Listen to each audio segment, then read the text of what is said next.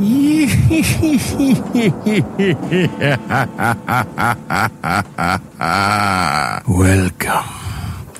to Biff's Mystery Theater. I have many tales to tell you. Ghost stories, murder stories, and tales that will make your bones chill.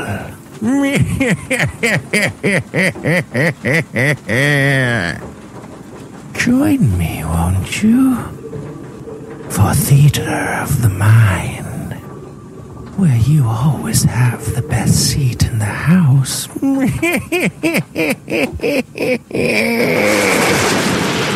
Now close your eyes and turn off the lights.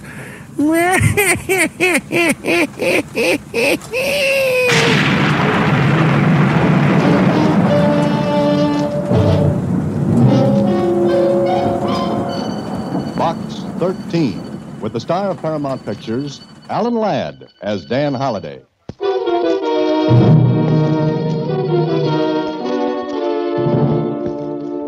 Box 13, care of the Star Times.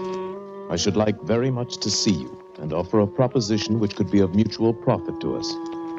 Of course, there is some danger involved. But then, your advertisement asks for adventure. So if you are interested, perhaps we could have lunch tomorrow afternoon. Say at 1 o'clock.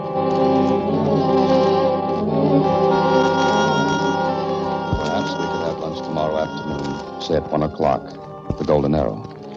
Ask for Mr. Waring's table.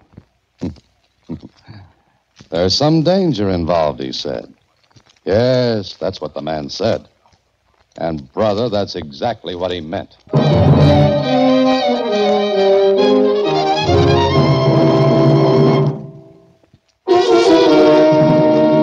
And now back to Box 13 and Dan Holliday's newest adventure, Daytime Nightmare. Well, at least this letter invites you to lunch, Mr. Holliday. Uh-huh. Lunch, and then what?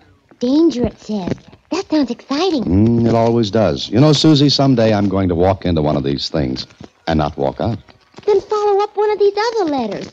There's one that asks for a babysitter. The woman says her children are an adventure. Oh, no, thanks. I'll take Mr. Waring's letter and his proposition. Then you'd better hurry. It's almost 12:30 now. Oh, don't push, Susie. Don't push. What time will you be back? Probably this evening. But don't wait for me. Just lock up the office and take off. So long, Susie. The Golden Arrow is one of those ultra dining and luncheon spots where you can get a swell dollar lunch for $5. I asked for Mr. Waring's table, and the waiter showed me to a nice secluded corner. A small orchestra was playing. A couple were dancing. And Mr. Waring was just sitting there. I took a good look at him before I sat down. He was big and handsome, maybe about 50, and the diamond he flashed on the little finger of his right hand was spelled with 1,500 capital dollars. He looked up, saw me standing there. How do you do? You're Box 13? Yes, that's right. You're Mr. Waring. And you're right. Please, sit down. I've ordered lunch. I hope you approve. Oh, thanks. I'm sure I will. You're younger than I expected. Oh, disappointed? No, please. Tell me, is Box 13 the way you make your living? Well, not quite. Yeah, I read your advertisement several times. Adventure wanted, go any place, do anything, write Box 13. Is that said with disapproval? No, not at all, Mr. Dan Holliday. Oh, no, not disapproval, Dan, just regret. Regret that I hadn't the nerve to do such a thing when I was your age. Well, sometimes the regrets are mine. What? Oh, I see. You mean once in a while you get something that's hard to handle. That's it. But you've always come out on top. Well, I've had a lot of luck. Is there any of it left? Do I need some? If you do what I ask, you will. All right. What's on your mind, Mr. Waring? First, we'll have lunch, then we'll talk. Will that be all right with you? If you say so, yes. Good. Charles, you may bring our lunch now. Now, let's enjoy ourselves. There's lots of time to get serious after lunch.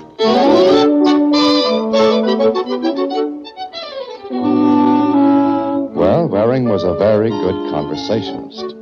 I learned he was an attorney for one of the biggest estates in the country. He kept leading the conversation around to that every time we got on something else. Then, when lunch was over... Enjoy it, Dan? Very much. Cigar? Oh, no, thank you. No, if you'll come with me. Come with you?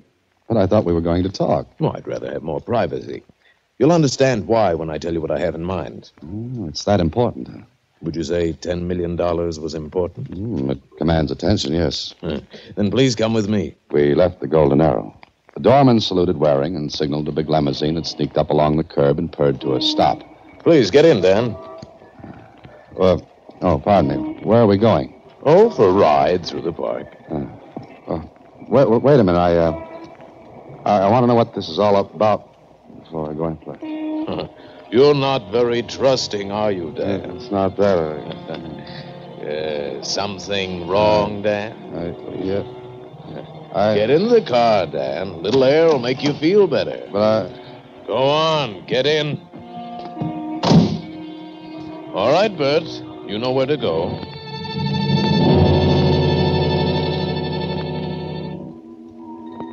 I'd been drugged before, so I knew what it felt like. It felt exactly like this. I came crawling out of the long, dark tunnel with a buzzing in my ears, my mouth dry as cotton. I was lying down, and I reached out my arms. I was on a cot. A nice white cot in a nice white room. I sat on the edge of the bed, looked around. There was a window, but there were bars over it. I went to the door. Hey, open up. Open this door. Open this door, somebody. Come on, open the door. Get away from the door. Get away from it. Open it up, whoever you are. Move back away from it, and I will. Go on. I moved back and away. There was a pause, and then... Well, Mr. Stokes, you've awakened at last. Stokes? What are you talking about? Come on, get me out of this gag, or I'll break my way out. Samuel, Hugo. Huh? Now, Mr. Stokes, you don't want Samuel and Hugo to take care of you, do you? What is this? Sit down, Mr. Stokes. Please. Sit down. I won't sit down. Where's Waring? He'll be here in a moment. If you want to see Mr. Waring, I'm sure that can be arranged. Well, that's better. And call off those mastiffs in white coats. Wait outside, Samuel, Hugo, and close the door. Go ahead. I'll be all right. Stay where you are, Mr. Stokes. Look, if this is a gag, let's run it off the boards and put a tag to it. Gag? Why, Mr. Stokes, you sound almost rational. Rational? What are you talking about? Just that. I've no doubt that in a year, perhaps a little more, we can discharge you. You mean this is no gag? No, it's not a gag. You're Edward Stokes. Remember that. You're Edward Stokes. Where's Waring? He'll be here to see you with your wife.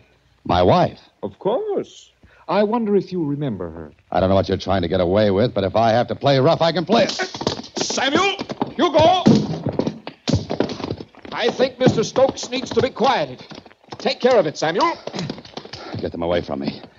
When you've decided to be more calm, Mr. Stokes, we can have a talk in my office.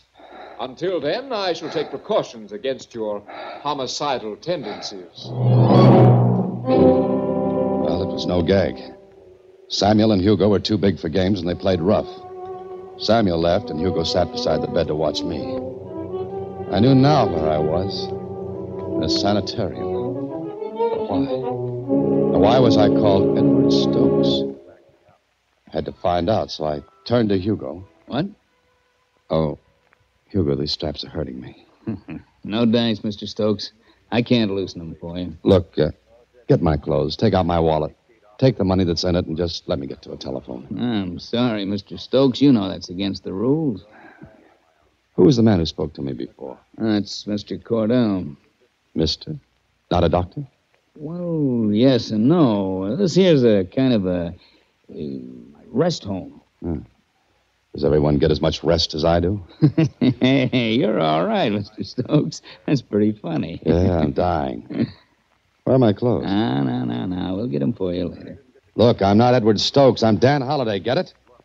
My name's Dan Holliday. I'm a writer.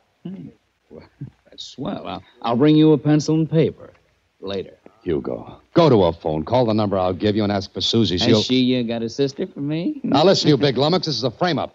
I'm not Edward Stokes. I don't know who he is. I never even heard of him. I'm Dan Holliday, a writer. Yeah, okay, I believe you. Once I took care of a man who was Shakespeare. I believed him. I also took care of Michelangelo, Dante, Spinoza. Why, Look, I want to see Cordell. What for? I want to talk to him.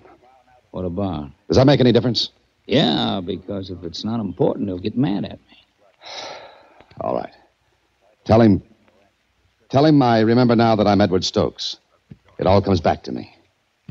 Now, will you go to him? Yeah, okay, but please, Mr. Stokes, don't try what you did before. I hate to get rough. All right, I promise. It's a good boy. And keep on being a good boy, and you'll be allowed visitors this afternoon. I'll be very happy to see them. Very happy.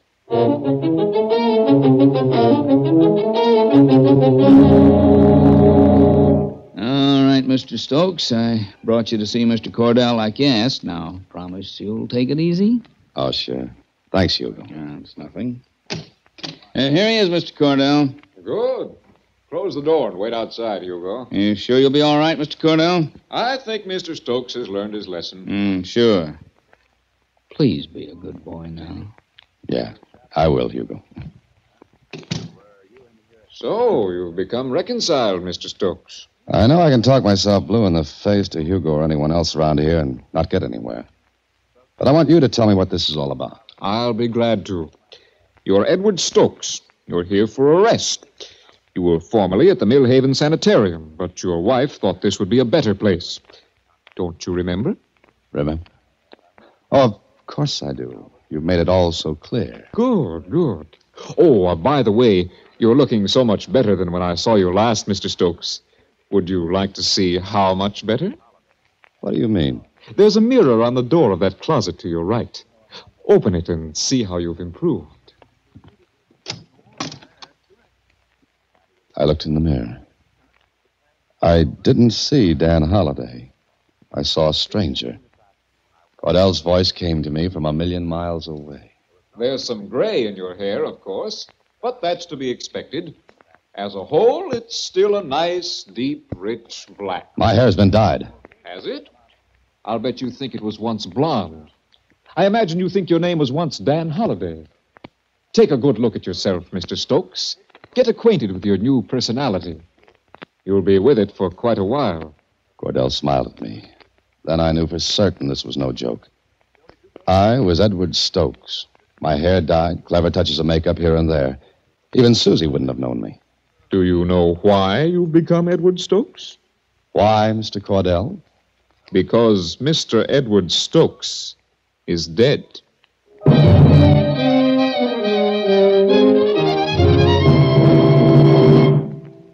And now back to Daytime Nightmare, another Box 13 adventure with Alan Ladd as Dan Holliday.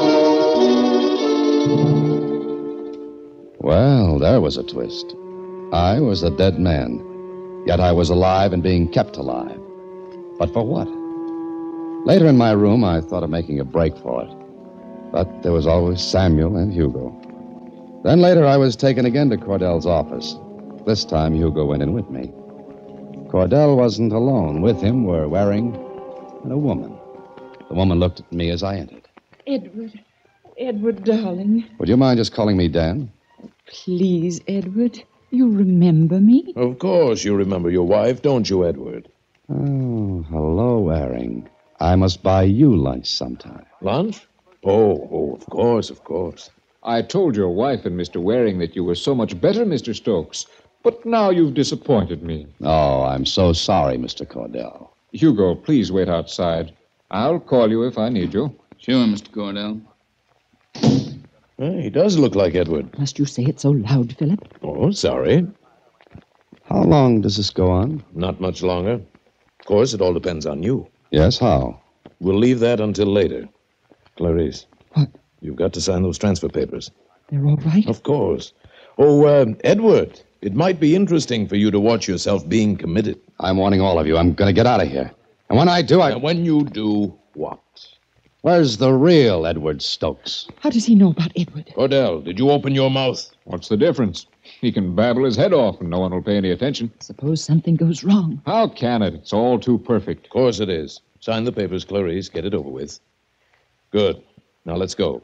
Nothing can go wrong. Not unless you double-cross me. You've got your money, and you're in as deeply as anyone. You better see that everything goes all right. It will. Fine. Now, goodbye, Edward, and good luck. Come along. Well, Mr. Stokes, you're now officially in my care.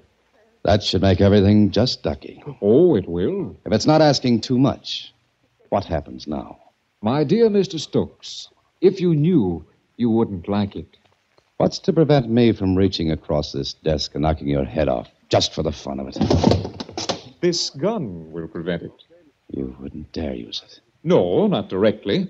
But suppose you did try something. Suppose we struggled and the gun went off accidentally. Suppose it did? And killed you. Who would be your witness? Not you. You'd be dead. Not Hugo, because he saw you attack me this morning. Cordell leaned back in his chair and grinned. Then he laid the gun on the desk. It was so close to me. So close. He knew what I was thinking because his grin widened. But I had to take the chance. I jumped. Stay right there, Cordell. All right. Now that you've got the gun, what will you do? Hand me that phone. Certainly. Here you are. Keep your hands on top of the desk. With pleasure. Whom are you going to call? The police. All right. Go ahead. Hugo! Hugo! What's the matter?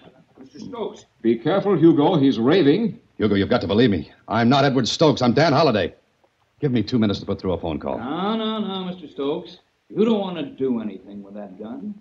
Better give it to me like a good boy. Hugo, please. Please stay back. Careful, Hugo. He may shoot. Stay back, Mr. Cordell. I can handle him. Hugo, listen to me. Listen to me. Give me 2 minutes on that phone. Just 1 minute. Mr. Stokes, give me that gun. Come on, give it to me. Wait, Hugo. Wait, I don't want to shoot. But I'll have to do it if you come any closer. Better not. Hugo, I'm in a spot. The real Edward Stokes is dead, Hugo. He's been killed by his wife and his attorney. Listen to me. Stand still and listen to me. Easy. Easy, Mr. Stokes, easy. The real Stokes has been killed. He was taken from the first sanitarium and killed. I was brought here, Hugo. Brought here to impersonate Stokes. Cordell wants me to shoot you, Hugo, so I can be killed legally. Sure, Stokes. Sure. Hugo! I know all that, Mr. Stokes, but if you'll just...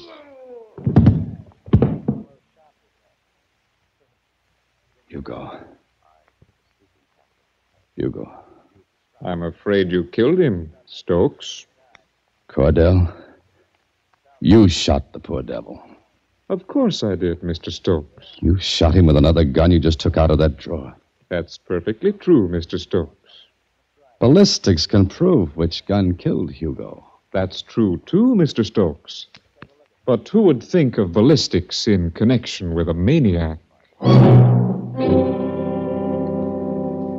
Cordell stood there, a smoking gun in his hand. Oh, it was a beautiful frame. In a second, the rest of the people in the place would crowd into that office. What chance would I have? None. I could talk myself into a lather. Cordell put the gun back onto his desk. Well, Mr. Stokes, what now? I can prove I didn't shoot this gun. Think you'll get the chance? I'll be back. Get out of the way. Be careful, all of you. Don't chase after him. He's got a gun. He killed Hugo. Stay back. Let him go. Send out a general alarm. I ran out into the night, out into the rest of my nightmare. I cleared the grounds of the rest home and took to the woods. There was only one thing in my favor, the darkness. I stayed in the woods, but I had to get to a phone. I don't know how long I walked. Maybe an hour, maybe 2. Then I saw a house. There were lights in it. I hesitated, but I had to get to that phone.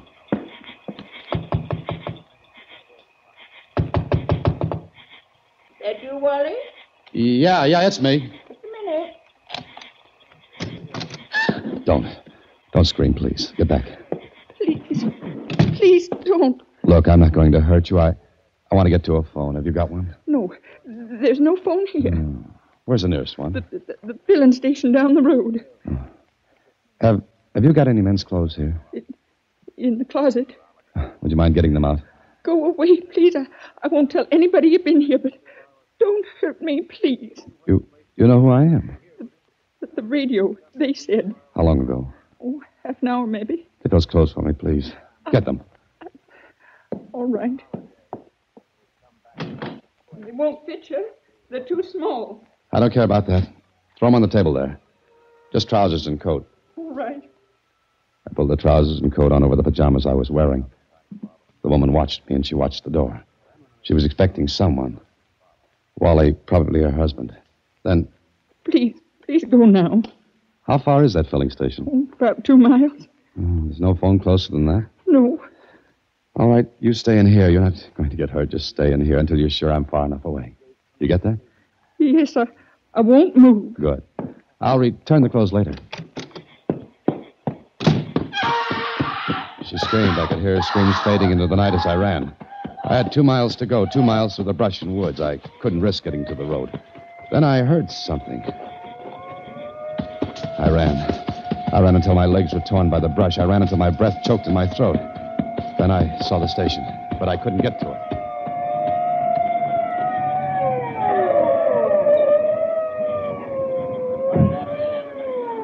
I crept closer and lay down in a mud-filled ditch.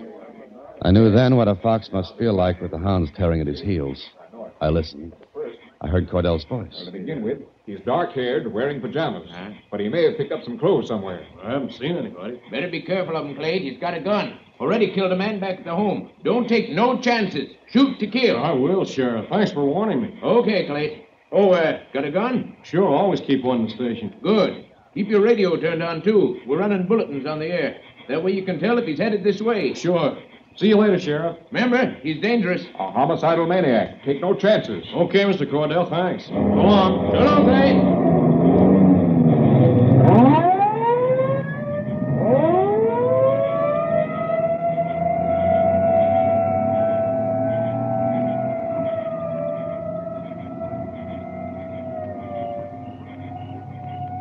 I watched the attendant Clayt go back into the filling station. I watched him take a gun from a drawer and shove it into his pocket. I crept across the road. My stomach hurt from pressing it close against the concrete. Clayt came out of the station, looked up and down the road. Then he turned off the lights and locked the door. Don't take another step. Don't look around. Don't reach for that gun in your pocket. What are you going to do? Nothing. You won't get hurt. I want to use the phone in the station. It's out of order. You're lying. I'm not lying. Why don't you try it? Where are the keys to the door? In my pocket? Keep your hands out of that pocket. You want the keys, don't you? Keep your back turned. I know that gun is in your coat pocket. The keys there, too? No, in my trousers. Reach in. Get them out. But be careful. Now, unlock the station door and go in ahead of me. Never mind the lights. Look, why don't you give me your gun? You haven't got a chance, fella. The roads are crawling with prowl cars. They were here just a minute ago. Yes, I know it. I saw them. Now reach in that coat pocket. Back to me. Reach in and take out that gun. All right. Hold it by 2 fingers and drop it on the floor. Go on. Now, stand over there while I use the phone. It's out of order, I told you. Stay where you are. Hello. Hello. I told you. Where's another phone? The nearest one's about 5 miles down the road. You're lying. Like I was about this phone? Look, please, why don't you give up? Give me that gun. We'll go into town. Please. They'll shoot you down on sight if you leave here alone. I've got to take that chance. No, you don't. I want to give you a break, fella. I want to give you a break because... Because? Once I saw a dog shot. A dog they all said was mad. It wasn't mad. All it wanted was water. But they shot it without giving it a chance.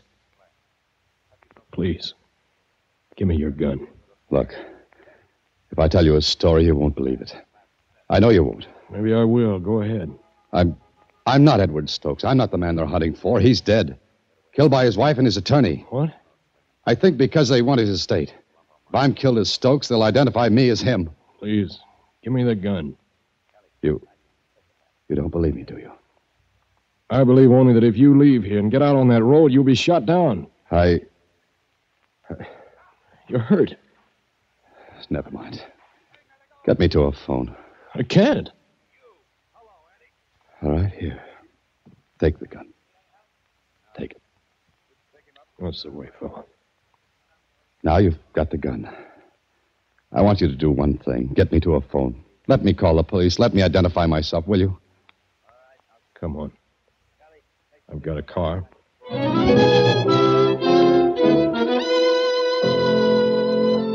Clayton got me to a phone. I called Lieutenant Kling and told him the story. And less than an hour later, the sheriff, his men, Clayton and I walked into Cordell's office. Ah, you've got him. Good work, Sheriff. Yeah, we got him. I'm surprised you took him alive. Yeah, so are we. Mind stepping over here a minute, Mr. Cordell? What for? Get over. What is this? You'll find the gun that killed Hugo in that drawer, Sheriff. What? What, this man's mad, Sheriff. I heard different from the city. Look out! Hey, take it easy, Cordell. Get that gun, Sheriff. That's the gun that killed Hugo, not the one I gave Clayt. You were right, Mr. Cordell. No one would have thought of ballistics to see which gun had killed Hugo. Now I think I need a bath and a nice long rest.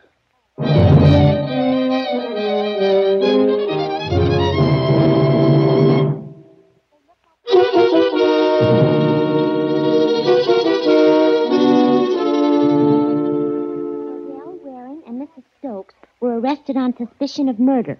Police are searching for the body of Edward Stokes. Gee, Mr. Holliday. Well, it wasn't nice, Susie. But let's forget it. Sure, I know what you mean. Oh, say, I have to remind you. Huh? Of what? You've got a luncheon appointment today at... Luncheon? Oh, no, Susie.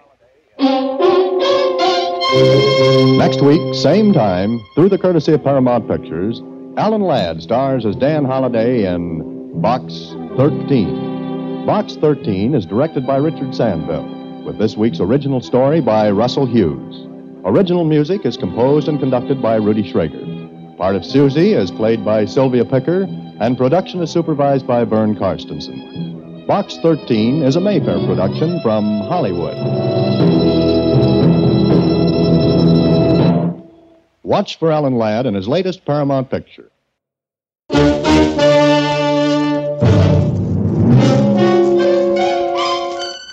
Box 13, with the star of Paramount Pictures, Alan Ladd as Dan Holliday.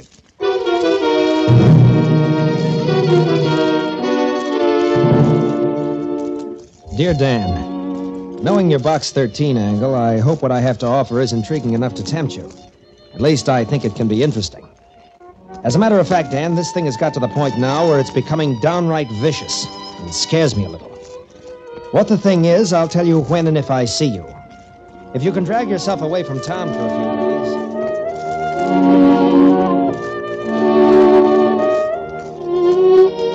If you drag yourself away from town for a few days, consider this letter an invitation to join me at the country home of Bernard Trendler, my cousin.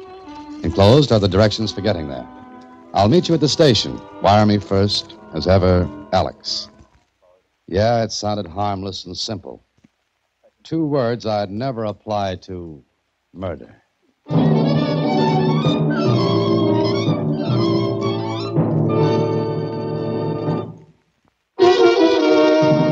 And now, back to Box 13 and Dan Holliday's newest adventure, Death is No Joke. I don't think you should go, Mr. Holliday. And why not, Susie? Well, every time you accept an invitation like this, something bad happens to you. Susie, every time someone reads that ad in the Star Times, it means trouble. But here I am, still alive and kicking. You just better watch out. You're not intolerable, you know. Well, thanks, Susie. But did you mean intolerable? Well, sure. Like Achilles was after he was dipped in the river Styx. Oh. It was the Styx, and you mean invulnerable. Oh, intolerable, invulnerable. You could get hurt. Okay, we'll see. Oh, by the way, did you send that wire to Alex? Oh, of course I did. Oh, good girl. Well, expect me when you see me. So long, Susie.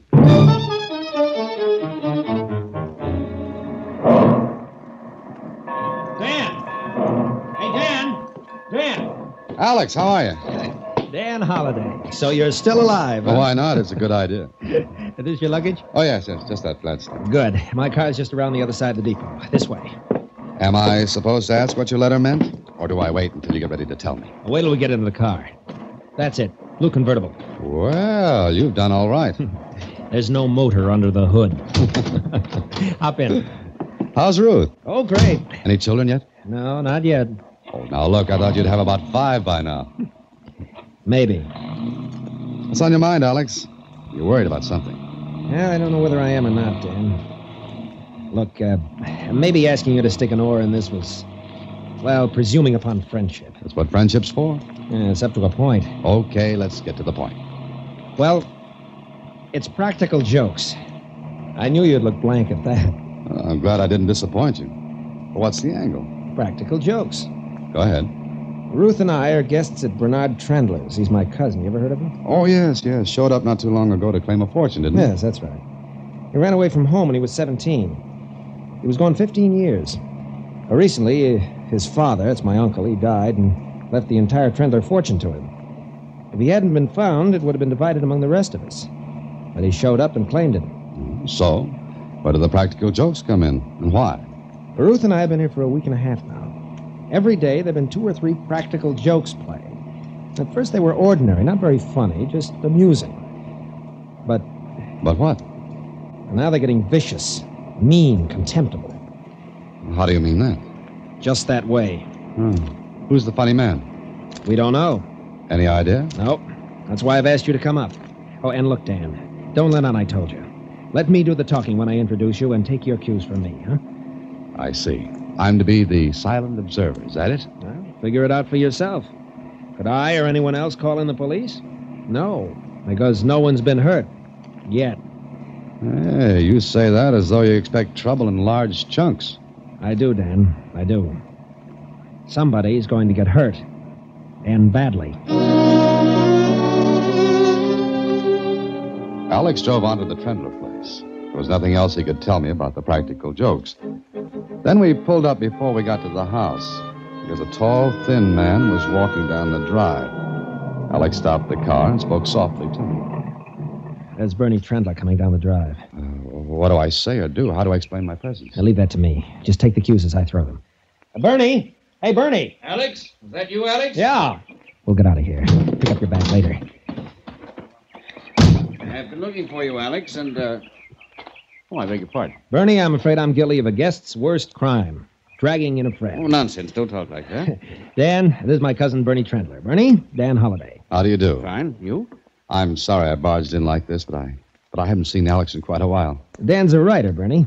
I thought he might, stop over a day or so. He's going away soon. That right, Dan? Oh, yes, I'm going away. Oh, of course it's all right. Plenty of room. Oh, well, thank you. It's very nice of you. That's all. Now, if you'll excuse me, I've got to see the gardener about a couple of things. Alex, have Elsie show Dan his room. Sure thing. Thanks, Bernie. Not at all. Glad to have you, Dan. So that's Bernard Trendler. Why do you say it like that? Like that? As though you didn't believe it. Oh, what gave you that idea? I don't know. Any man who's inherited a $20 million fortune has no right to look that worried. He has. Huh? What's that mean? There are 2 people in this house who hate him. Hate him enough to kill him.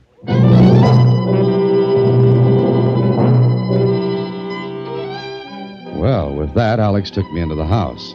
The maid showed me to my room, and, well, I saw no one else until later that afternoon. Then I walked into the library on the ground floor. There were 2 people seated there. I stopped at the door. Well, hello. Who are you? Oh, my name is Holliday, Dan Holliday.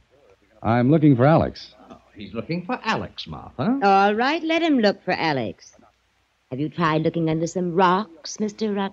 Oh, Holliday, Dan Holliday. Oh, did you just arrive? Just after lunch. Too bad. The lunch was horrible. You didn't help it, Martha. I didn't try to, Henry. You don't have to try, my dear. Well, I suppose we may as well introduce ourselves. I'm Henry Trendler. This is my wife, Martha. How do you do? I'm Bernie's cousin. Oh, I've met Mr. Trendler. Isn't that nice? Henry, I'm going down to the lake. Well, don't go out too far, my dear. I don't know how to swim, my dear. Yes, I know that. Goodbye. Nice to have met you, Mr. Holliday. Oh, She remembers Mr. Holliday. It's just one of her irritating little tricks. Oh, I see. She's an attractive woman. Is there any chance you might fall in love with her? Fall in love with her? Why do you ask that? I'll agree to a divorce immediately. Am I supposed to laugh at that? Anything you like. You staying long, Holliday? 1 or 2 days. That's quite enough. Of course, with such lovely people around, I may decide to postpone my departure until this evening. Oh, you love us once you get used to us, Holliday. I'll grant it takes a little doing. Hello there. Well, I see you two have met. Yes, we've met, Alex. Oh, where's Martha? Oh, she's gone to the lake. Well, I think I'll take a little walk. Nice to have met you, Holliday. Thank you. See you later. Well, Dan? Charming people. Lovely people. In fact, I've never met two such delightful personalities. Means you've met Martha, too. Oh, yes. And, what do you think? Well, if I'd known, I'd have brought my two-edged sword. The big one. Dan, maybe you'd be a little sour if you had 20 million slip away from you like we have. Ah. If Bernie Trendler hadn't shown up, you, Henry, and Martha would have had the whole watermelon. Seeds and all. But now... Ruth! Dan, that was Ruth. Which way? Where is she? I left her in her room. Come on, Ruth! Ruth! Which way? The end of the hallway. Ruth, darling, what's the matter? My closet in there. Alex! Stay with her, Alec. I'll see what it is. Now, dearest, it's all right. Please, it's all right. Alec, come over here. Don't go, Alex! Don't go! Stay where you are, Ruth. Look. Ugh. Dan, kill it. No, it's harmless. It's a black snake. Harmless? Close the closet door until we can get a sack for it. Ugh. Alex, is this the kind of practical joke you meant? This is the kind they're getting to be. I see. Ruth.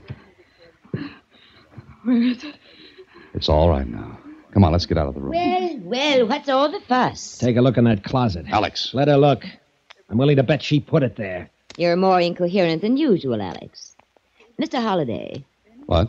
What's in the closet? A snake.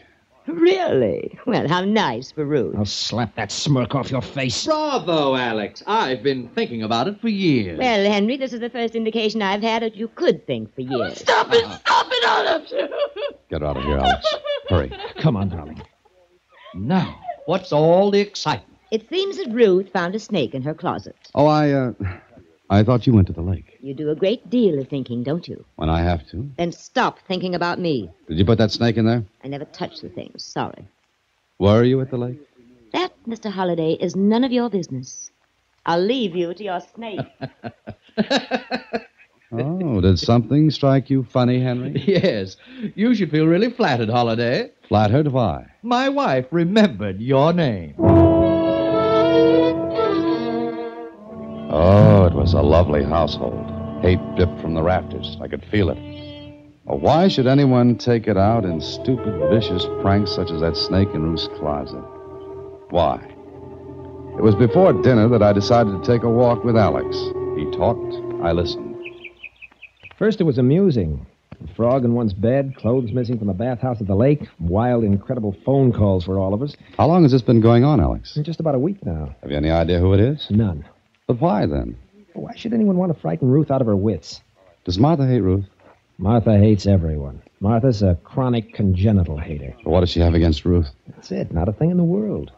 Has everyone been a victim of these pranks? Yes. Dan, they've got to stop. Yeah, I can see what you mean. Oh, how's Ruth? She's all right. We changed rooms. She won't go near the one we had. It was a harmless snake. Obviously, no one meant to harm Ruth. Oh, no. Just frighten her half to death. Why don't you leave, Alex? As a potential heir, that'd be a little ridiculous, wouldn't it? I see. What about Henry and Martha? They won't leave. Not as long as they can stay here free. Well, look, you say these things started about a week ago. Are you sure? Yes. They started just like that. No warning, no talk of pranks or jokes. None. And they're getting worse. Vicious. I give up. No, Dan, please. Well, what do you want me to do? Obviously, the person or persons doing these things won't admit it. Apparently, he or she intends to go on with it until... Go on? Until what? Until the person gets to the real reason. The real objective of his viciousness. Who, Dan? Who? The person he or she means to kill.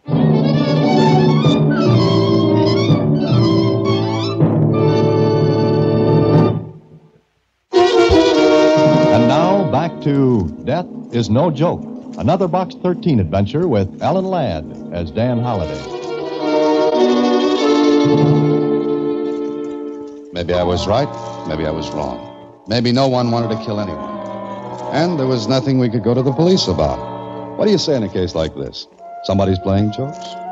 And what about my host, whom I hadn't seen since my arrival? Well, I saw plenty of him that same evening after dinner. There were 5 of us in the library. Alex and Ruth, Henry and Martha and myself. What little conversation there had been was down to an occasional cough. Everyone was as jittery as a rookie pitcher facing the Yanks for the first time. Then... I'm glad all of you are together for a change. Bernie, how nice to see you. Sit still. What's the matter, Bernie? You look... Mad? I am. What's all that? A book and some pictures. Oh, Stay where you are, Henry. Oh, very well. This evening, when I went to my room after dinner, I discovered someone had been there before me. Oh, Bernie. It could have been you, Cousin Martha. Oh, please, not in front of Henry. Oh, what difference does it make? Shut up! What are you getting at, Bernie? Look, this is an old high school annual of mine. Oh, no, not that. Next, you'll bring out the albums. If I remember correctly, you were the only baby who managed to look positively gruesome lying on a table. I said shut up! Sorry. What about that annual, Bernie? Every single picture of me has either been defaced or cut out. What? Well, let's see. Keep your hands off. Yes, but I only want... Now, look, Bernie. All right, Dan. Every picture. Cut out or defaced. That's right. And these pictures that were hanging in my room and in the study. Look. Why, you've been cut out of all of them. And I want to know who did it. I'll speak up. Which one of you was it? I swear if I find out, I'll tear his throat out. No one moved or said a word. Bernie Trendler's face was as white as a sheet. His eyes crinkled into slits that glared from one of us to the other. I looked at the others. They were scared. Yes, even Martha was afraid to open her mouth. Then after a few seconds... I warn you, whoever's doing this, unless it's stopped and stopped immediately, I'll do something about it. Do you hear? I want it stopped! Bernie, please, you're frightening me.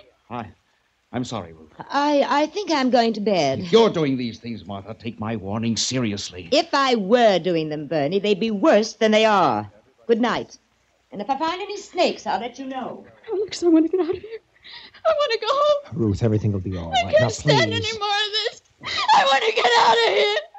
All of them hating each other. Ruth. It's true. Maybe she's got some. I have. You hate Bernie. You hate Martha. Ruth, stop it. Stop it. Take her upstairs, Alex. Go ahead, please. All right, come on, Ruth. Come on. Well, I guess the party's over. I'll turn in, too. Just a moment, Henry. Yes? I hope you know I meant what I said. Why, look at me. Get out of here. Go to your room. Thank you. I will. Good night. And close the door after you. I'm sorry for that display of temper, Holiday. This nonsense has been too much. I don't suppose you have any idea who's behind it. No, but this is the last straw. I wonder if there'll be any more. Huh? Why do you say that? I wonder if this is the last joke. It had better be. Suppose it's not. Then I'll send for the police. And tell them what? That someone's been playing jokes? Defacing and ruining these books and pictures is vandalism. They meant quite a bit to you, didn't they? Of course they did. High school annual and photographs.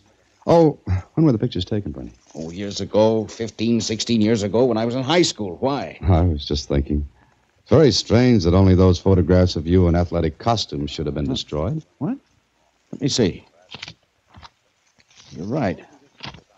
That's odd. Very odd. Oh, here's one of you that hasn't been destroyed. Well, let me look at it. 17 years old.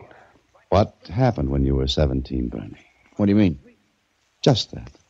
Nothing. Nothing that I can remember? But something that someone else could remember. What the devil are you talking about, Holiday? I don't know yet. Maybe I'll find out. Not being able to sleep, I went for a walk in the moonlit garden. Suddenly, I heard voices. A man's and a woman's coming from the garden house. I walked closer. I don't know why I agreed to meet you out here in the first place. Oh, you don't? Well, I think so. What do you want? Just a small, tiny cut of the 20 million. What makes you think I'd give it to you? What makes you think you won't? Lots of things. How big a fool do you think I am? That's up to you. How big a fool can you make of yourself? Not quite as big as I can make of you. What's on that venomous mind of yours? money. I don't mean that. Oh, you were a fool, Bernie. A fool to bring that book and those pictures downstairs tonight. So I was a fool. Why? Don't forget that I used to visit this house as a child. I remember lots of things my stupid husband doesn't. And things other people don't remember. Such as? Well, let's put it this way, Bernie. Let's say, in those days you were more gauche than you are now. Why, you... I could kill you for that. You would try to kill me, wouldn't you? With pleasure. But don't try it, Bernie. Because if you do, you'll be found out. What do you want? I told you. Think it over, cousin. You have until tomorrow morning. She left the garden house and passed me. I stood in the shadows and watched her. There was a little smile on her face. Then I looked toward the garden house. Bernie Trendler stood in the doorway. A shaft of moonlight struck across his face. And if ever a face showed murder, it was his.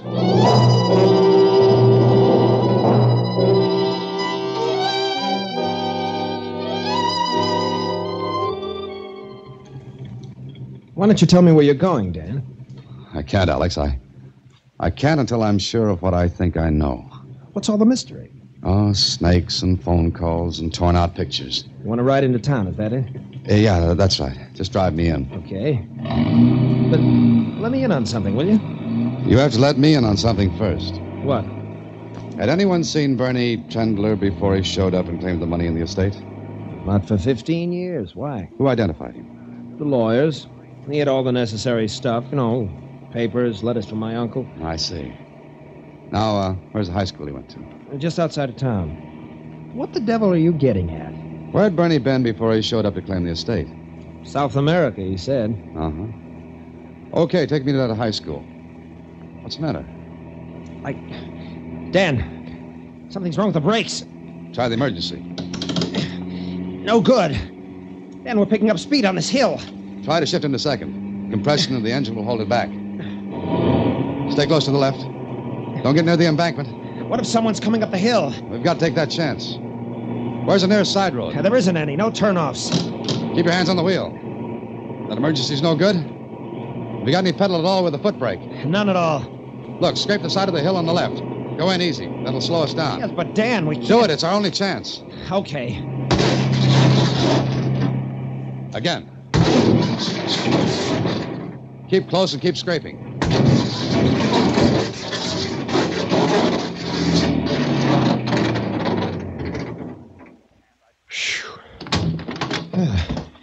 Dan, where are you going? Look. Someone cut through the brake fluid lines. What? Well, Dan, you're crazy. Why should anyone want to cut through Did you tell anyone we were coming into town? Sure, everyone knew it. Oh, that's great. Alex, you stay here and warn people away from this. Where are you going now? I'm going to high school. Well, I was right. I had to be right. After I left the high school with the information I'd found, I went to the sheriff's office, told him my story, and piled into his car. I picked up Alex on the way back, and then to the Trendler house. There's Ruth. Ruth! Better sit close, Sheriff. Alex, you were gone so long. Never mind that. Where's Bernie? Bernie? Well, I don't know. Why? Hello, everybody. What's all the fuss? Hiya, Sheriff. What are you doing here? Henry, where's Bernie? Bernie? He and Martha went out on the lake. The lake? Yes, they went rowing. She can't swim. She's in a boat. She doesn't have to swim. That's what you think. Alex, is there a boat we can use? There's a speedboat tied up at the wharf. Well, come on, let's go. They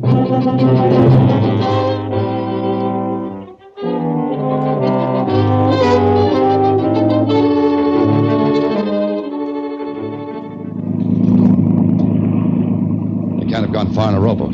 Dan, are you sure of what you told me? I'm positive. We've got to get to them before there's a murder. A murder that'll look like an accident. There they are. Get more speed out of this. I can't, Dan. Bernie? Bernie! Look, he's rowing for shore. Cut in ahead. I'll try to.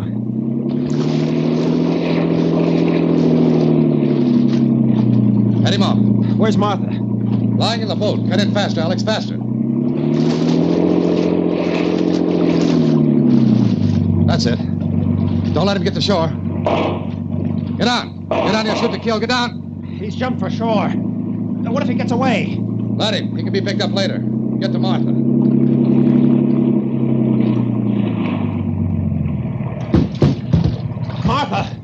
Martha! Keep this boat alongside. You all right, Dan? Yeah, it's just knocked out. He got away. He can't get far. Bernie. Oh, Bernie, don't. I won't tell. It's all right, Martha. He's gone. Oh, Martha, you're all right now. he was going to kill me. Yes, I know he was going to kill you. Because you knew he wasn't the real Bernie Trendler.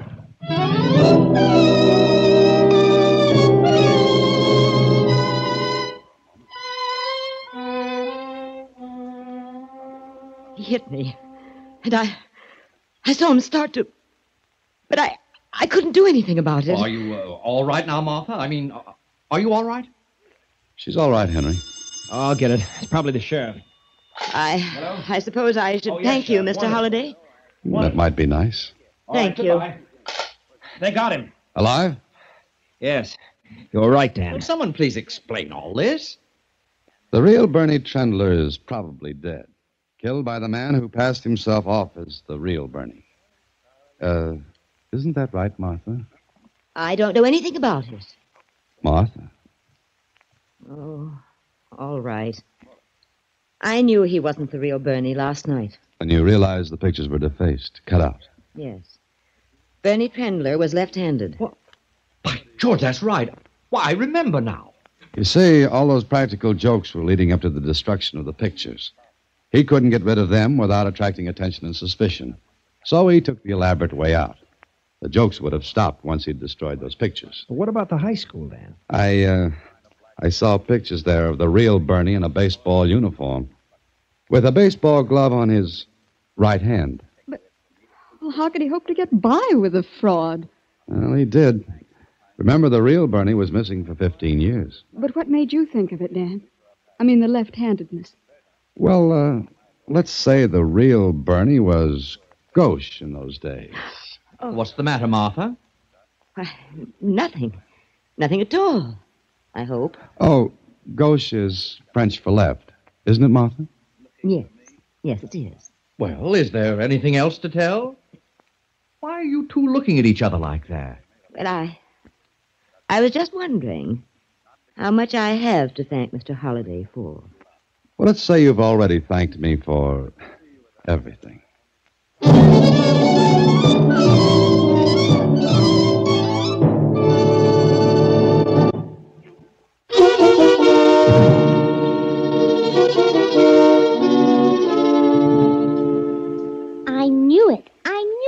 You go away someplace and someone tries to kill you. Mm-hmm. Tried to by cutting the brake lines, because he thought I'd guessed. Oh, and just think, those two nasty people will get all that money. Oh, not all. Alex will get his share, which is all I care about. And you didn't tell what you heard in the garden house. Now, why should I, Susie? Well, I think that's carrying Chevrolet too far. Chevrolet. Oh, good night, Susie. Next week, same time, through the courtesy of Paramount Pictures, Alan Ladd stars as Dan Holliday in Box 13. Box 13 is directed by Richard Sandville, with this week's original story by Orrin Blackstone. Original music is composed and conducted by Rudy Schrager. The part of Susie is played by Sylvia Picker, and production is supervised by Vern Carstensen. Box 13 is a Mayfair production from Hollywood. Watch for Alan Ladd in his latest Paramount picture.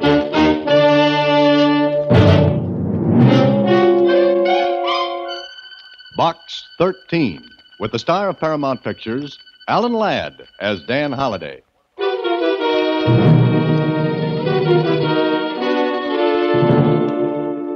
Box 13, care of the Star Times. If your advertisement is on the level, I think you'll find this worth your time. Be in the Quan Hai shop in Chinatown at 2 o'clock tomorrow afternoon. Pretend you want to buy some jade. Reject the first two pieces offered, then mention the Hang Lee piece in the window. Buy the Hang Lee. This will be worth a lot of money to you. Remember, it's the Quan Hai shop in Chinatown.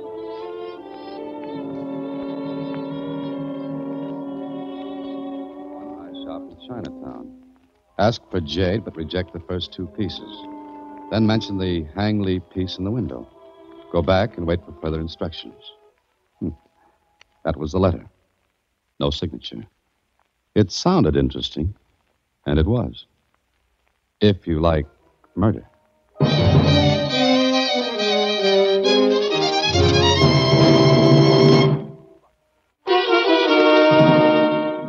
And now back to The Treasure of Hang Lee, another Box 13 adventure with Alan Ladd as Dan Holliday. I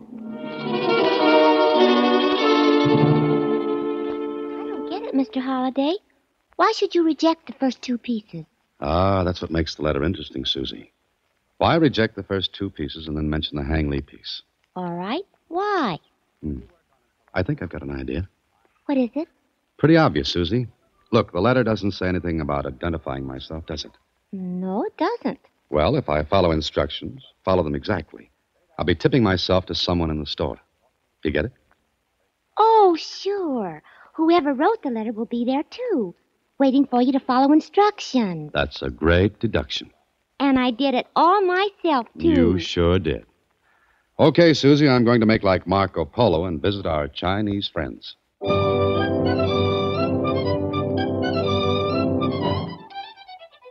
It took me a half an hour to drive to Chinatown and another 10 minutes to find the shop of Quan Hai. I looked in the windows. There was the usual line of stuff: back scratchers, Quan Yens, bamboo trinkets, red lacquer bowls, but only one piece of jade. It was roughly square and seemed to have been broken. It looked like a part of a bigger piece. So I went into the shop. There were 6 or 7 other people besides myself, and, well, they were looking at curios, and no one paid any attention to me. Then a young Chinese clerk smiled and came over to me. Oh, yes, sir. Can I help you, please? Oh, yes, I want to buy a piece of jade. Yes, sir. You want a certain color? Well, I don't know. This is a very nice piece, sir. It is what we call the mutton fat color. It's very nice, but not quite what I want. A ring, perhaps? Cufflinks? A snuff bottle? I don't know. You see, it's for a gift. Oh, this piece is very fine, sir. And the carving is excellent. But it is not very old. Oh, there's a piece in the window. The only piece. What is that? The piece in the window, sir? Yes, it's a Hang Lee piece, isn't it? Well? If you will please to follow me, sir. But the piece is in the window. I know, sir. But for that piece, you will have to see Mr. Quan. This way, please. If you please, sir, in here. I will send for Mr. Quan. You will please excuse me now, sir, the other customers. Yeah, sure, thank you. It is nothing at all, sir.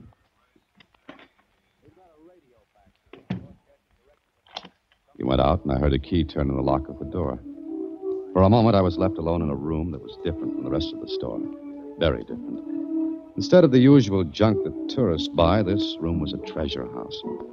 Rose quartz, wonderful jade screens, beautiful porcelain bowls that seemed to be lighted from inside, lacquerware that shone like satin in the dim light.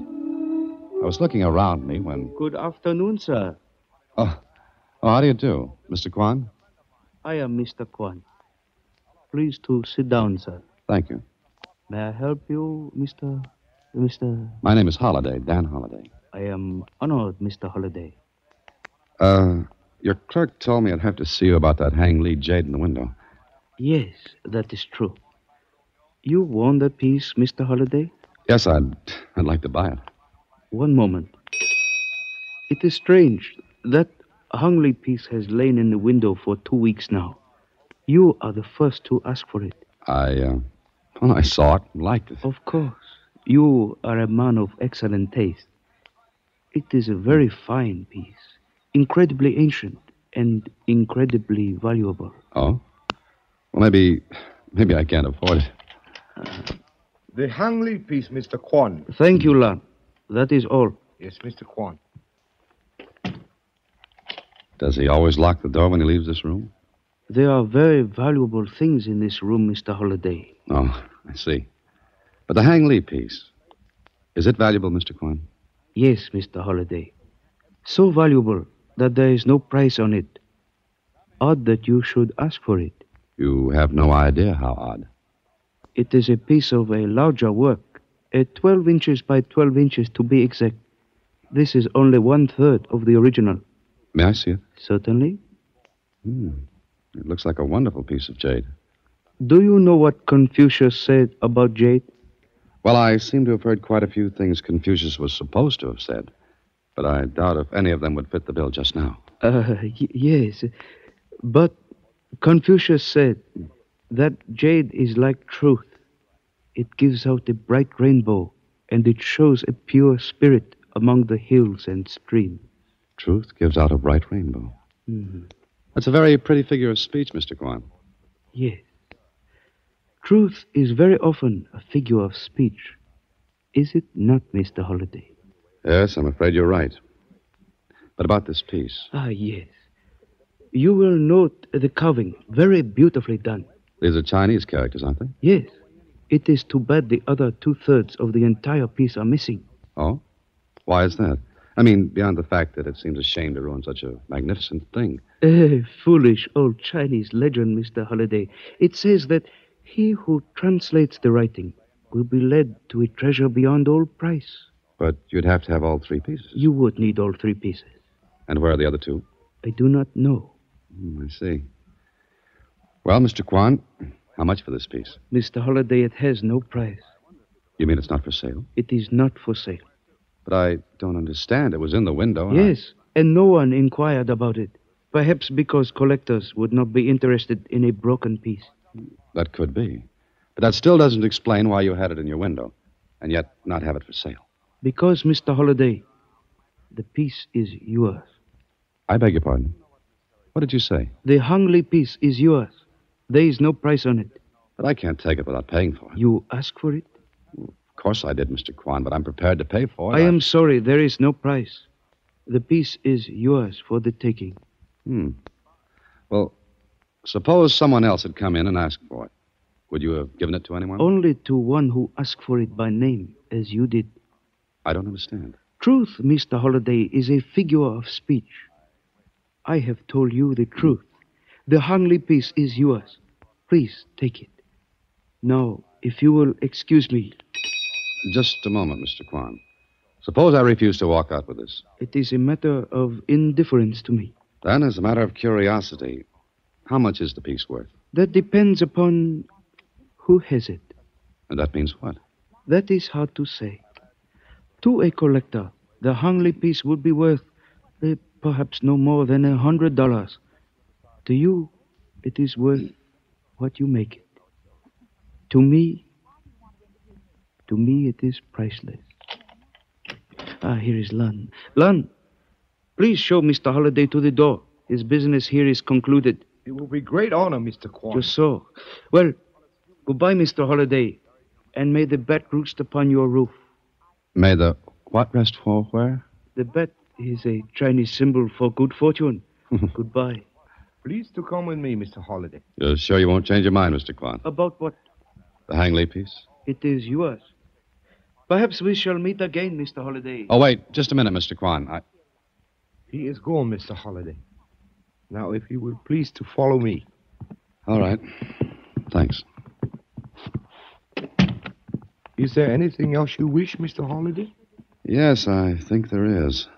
And that is? I wish someone would tell me why I advertise for adventure and get mixed up in things like this. Oh, goodbye.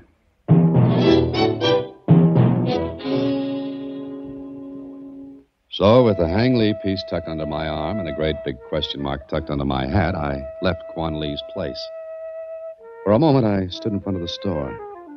No one followed me out, although I knew that whoever had sent me the letter was watching. So I drove home and waited in my apartment. I didn't wait long. Hello?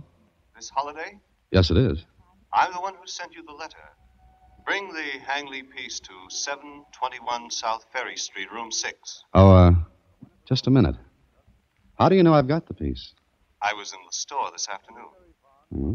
And why didn't you ask me for it there? You're wasting time. Please bring the Hangley piece. You won't be sorry. What was that address again? 721 South Ferry Street, room 6. And the name? You've got all you need to know. I'll be waiting. Well, well, well. All right, Mr. South Ferry Street. We'll see what you have to offer. Please go back in, Mr. Holliday. Oh, I've got company. Please go back. Sit down. I just got up. Sit down. Well, thank you. Won't you? You're much younger than I thought you'd be. Oh, is that so? Well, keep pointing that gun at me and I can age 10 years. You have quite a sense of humor for a murderer. Murder? Well, this is news. Go on, Miss... Loring. Greta Loring. How do you do? Doesn't the name Loring mean anything, Mr. Holliday? Beyond the fact that it belongs to a very pretty girl holding a very ugly gun, I'm completely at loss. Lying seems to be another of your doubtful accomplishments. Oh, yes, I'm very talented, but I'm no good at puzzles. You see, I give up too easily. I had a hard time finding you, especially since you changed your name.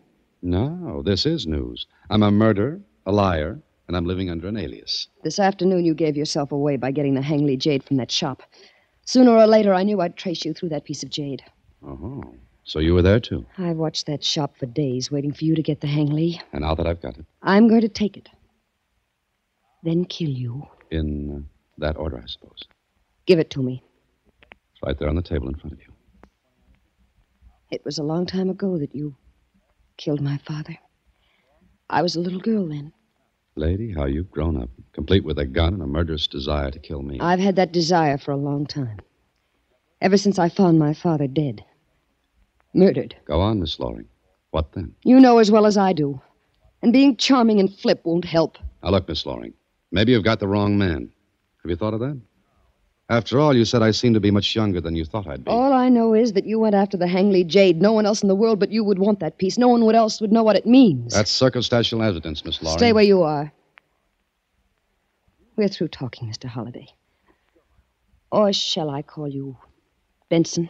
You can call me anything you like, but think before you squeeze that trigger. I've thought quite a lot.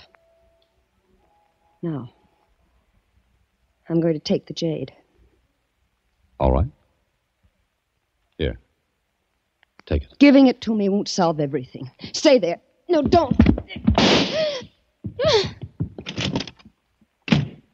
With a slam of the door, Miss Loring was gone, and so was the Hangley jade. And so was a piece of my coat where the bullet from her gun ripped through it. But I had the gun. Maybe it could be traced. But first, I had to see a man about a piece of jade at 721 South Ferry Street.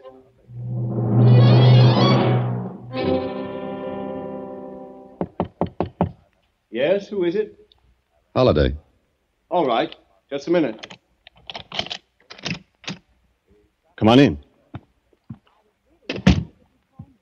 Now, give me the Hangley piece. I'm sorry, but you're about a half hour too late. What are you talking about? Well, I haven't got it. Maybe this will show you I don't like jokes. Now, look, whatever your name is, take that gun out of my ribs. I'm developing an allergy. Give me the Hangley piece. What if I told you a girl who called herself Greta Loring took it away from me? What? Loring? You have that name right? I have every reason to remember it, but good. Where is she? I don't know. Will you... All right. Turn around, face the window. Now, look, fella, this Turn around. Now, where did that girl go? I told you I don't know. How did she find you? The same way you did. She was in Quan Hai's shop this afternoon. Uh-huh. Okay, Mr. Holliday. Thank you for running that errand for me.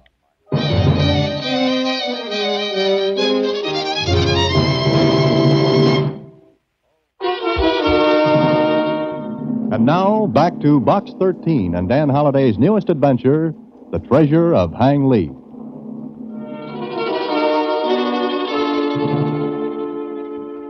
It was a nice hit over the top of my head. When the birds and the bees left my skull, I sat up. The room was dark. I started to get to my feet when... You're feeling better, Mr. Holliday? Huh? Mr. Quan. Oh, I am flattered you recognize my voice. But you are feeling better? Except for a new head, I couldn't ask for anything more. I'm sorry I did not arrive in time to save you that inconvenience. Mm-hmm. But now that you are here, why? Why am I here? I came to see your friend. Today I have no friends. Wait a moment. I shall turn on the light. Well, I could use some. Here we are. Mostly on what's going on. Yes, here. You gave our friend the Hangley jade? Now, wait a minute. Just a moment. Before you answer, you had better look in this little alcove. Look, Mr. Holliday. Who's that?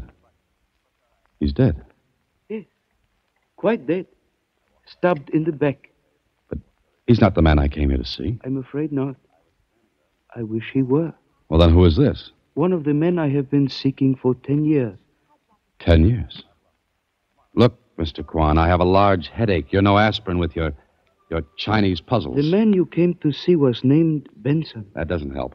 The dead man there is a man named Fisher. And what about a man named Loring? Oh, you know a man named Loring. I met his daughter today. Ah, his daughter. Now I am beginning to see. But I presume you gave Mr. Benson the Hungly jade you got from me today? I did not. Mr. Loring's daughter relieved me of it. She has it? You know she has. I have only your word for that. That's all you're going to get, Mr. Kwan. I think you mean that. Very well, Mr. Holliday. I shall have to leave now. Oh, no, you don't. There's a murdered man here. How do I know you didn't kill him? That is a reasonable question. You have only my word that I did not kill him. And you'll go with me to the police. Oh, it's funny, huh? No. I was thinking of something, a proverb. And being Chinese, I am permitted one proverb. I've got one for you, Mr. Kwan. A bird in the hand is worth two in the bush. Right now, you're the number one bird. Very good, Mr. Holliday. But my proverb is more to the point.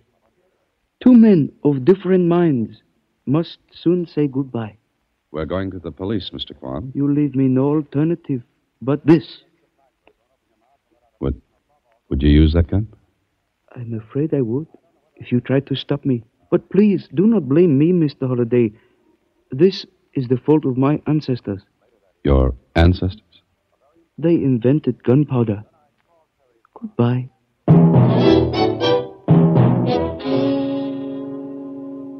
And so there I was, but where?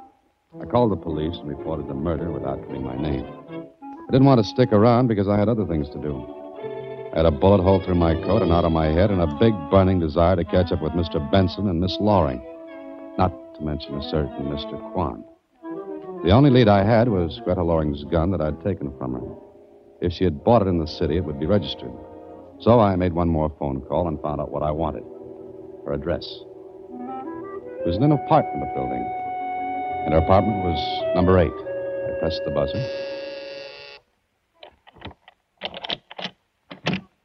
Yes, who... Good evening, Miss Loring. How did you find me? Oh, I had to. I always return things that I borrow. I believe this is your gun. What are you going to do? Play questions and answers. Please, get out of here. This afternoon, you called me a murderer. Why? I thought you were someone else. Who? Benson? Yes. Oh, but I'm not. I know that now. Oh, now she tells me. After she puts a bullet through my coat. You know, Miss Loring, 2 inches higher and you'd have had yourself a corpse. Me. I dislike being a corpse. Now you'll talk. Benson killed my father in China 10 years ago. It seems he also killed a man called Fisher. David Fisher? David or not, he's just a number at the morgue by now. Then Benson is still alive. I think he is. And you came here. Well, of course, why not? Oh, don't you see what you've done? Done? Think about it. Oh. He wouldn't know where to find you, but I told him I'd met you. And he'll keep track of me. And come here. Listen, have you still got that hang leaks jade? Yes. Well, he wants that. If you give it to him, maybe he'll go away. My father was killed because he had the Hangley piece. What is there about that piece? There were 3 pieces, all part of the same screen. It was something about a treasure. Mm-hmm. And the carving on the screen would lead to the treasure. Yes. You have 1 piece. Benson has the other 2. One he killed your father to get, the other he killed Fisher to get. And he'll come here after this 3rd piece. Hey, come on, we've got to get out of here. Wait, where's your phone? Oh, right there, but... I'm going to call the police. Not yet, Mr. Holliday. Kwan. Yes, I followed you, Mr. Holliday. Then, because I fear Miss Loring would not extend her hospitality to me, I came up the fire escape. Kwan, my father told me... Miss Loring, yes. Your father, Fisher, and Benson killed an old Taoist priest in China to get the Hangley screen and its secret. My father never killed anyone. I'm afraid he did. But there are 3 pieces off the screen. Yes, Mr. Holliday. The 3 men did not trust one another. They broke the screen up into 3 pieces. One valueless without the other 2. Why? Why did they do that? Because they had to leave China and go their separate ways. They arranged to meet later. Oh, but Benson killed Loring. Yes, but Loring did not have his piece of the Hung Lee. I got it before Benson got to him. And you put the piece in the window to trap Benson. Why, Mr. Kwan? Why? The Taoist priest was my honorable father. Oh, I didn't know. I didn't know that. I'm sure you did not. I have been all over the world, waiting, hoping that sooner or later the murderers of my father would trap themselves. 2 are dead, and the third... Benson? Yes, Benson. Must be Benson. You will let him in, Mr. Holliday. Let him in, or you crazy Kwan. He's a killer. I said let him in 1 moment. I will take that gun you put on the table, Mr. Holliday. Give it to me. Take it. Thank you. Now I have 2 guns. Mr. Benson probably has 1. Let him in, Mr. Holliday. If you think I'm going to open that door and let him in, you're crazy. I have 2 guns. Are you afraid, Mr. Holliday? All right. Miss Loring, get back. Next to the wall. Now. You, get back in there. Better not come in, Benson. Move away now. Who's that? Come in, Mr. Benson. Come in. Holliday, stand in front of me. Right where you are. All right? Go ahead and shoot. I would hit Mr. Holliday. That's right. I'm sorry, Mr. Holliday, but you seem to have been caught between the dragon and the tiger. I want that Hang Lee piece. I'll give it to him. Yes, do that, Miss Loring. Give it to him. Benson, you've already killed 2 men. A third won't make any difference. A Hang Lee piece, Miss Loring. On the table. There. Take it. Good enough. All right, Holliday, move in front of me. Always in front of me. Now stop. Hand me the jade.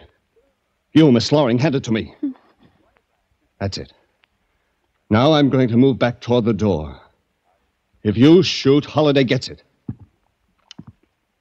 Stop right here. Mr. Holliday, my life means nothing because I have devoted it to this moment. But I regret this inconvenience to you. Kwan, think what you're doing. Benson won't get away. The police will have his description and be picked up within an hour. Nice dreaming, Holliday. Mr. Kwan, don't. Stay where you are. I regret, Mr. Holliday. Twist away quickly! Twist away! Mr. Holliday! I'm all right. I got out of the way. But... Mr. Benson has gone to his ancestors. Mr. Kwan, are you all right? Yes. It's quite all right, thank you. You're hit. Miss Loring, call the doctor faster. No, please. The 3 pieces of the screen. Give them to me. You will find 2 of them in Mr. Benson's pocket. Look, Mr. Kwan, you're hurt badly. You've got to have a doctor. No, that would do no good. Old Chinese proverb. Greatest coward is he who fears death. I'm sorry, Mr. Kwan. The Hung Lee pieces. Please, put them together. All right. There they are. The treasure of Hung Lee. Right here. Treasure? But... Not gold. My people learned centuries ago that real treasure is not gold. Treasure of Hung Lee is written here. Jade. That happy is the man who is contented with his lot. Mr. Kwan. Mr. Kwan. It's all right, Miss Loring. Mr. Kwan is contented.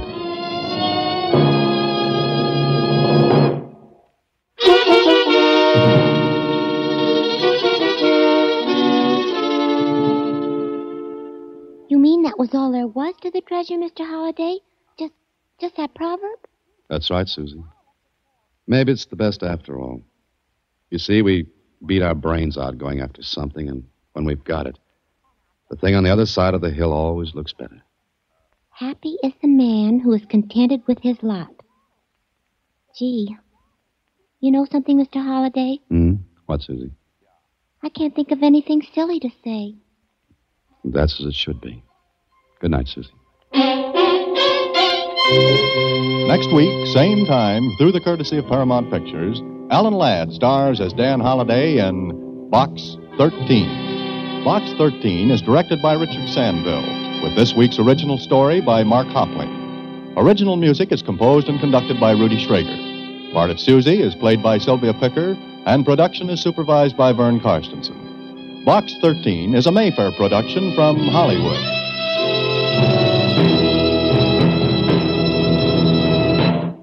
Watch for Alan Ladd in his latest Paramount picture.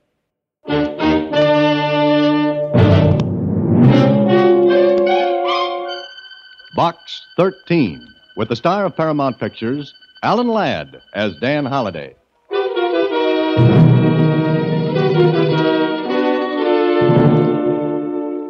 Box 13, care of Star Times.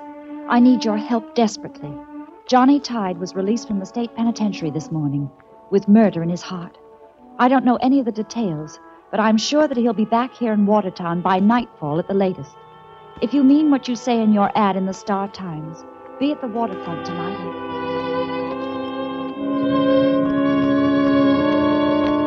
If you mean what you say in your ad in the Star Times, be at the waterfront tonight and stop him. Remember, if you fail, Johnny Tide will kill or be killed by morning. And that would be wrong because there's lots of good in him. I know. I love him. Janice Reed. Yeah, that's the way it started. Just a girl worrying about a boy. But before it was all over, a lot of people were worrying about that boy. They had to, if they wanted to live.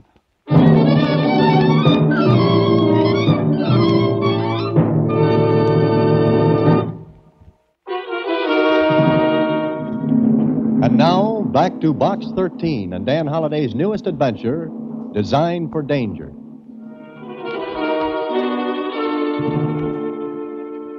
Jeepers, Mr. Holliday, an ex-convict on the prowl in the toughest section of the city. Uh-huh. That part of the city doesn't get the carriage trade, as the expression goes. Well, do we accept the challenge, Susie? We? Oh, hey, I'm only your secretary, Mr. Holliday, and I was using the editorial we, Susie. Oh. Well, in that case, Mr. Holliday, I don't know what to say. Frankly, I'm trumped. Susie, the word is stumped. The word is stumped. But maybe you've got something. What? I don't know. I'll tell you what, suppose I get down to Watertown and nose around a little. Why? Oh, I don't know. Maybe to see what's doing.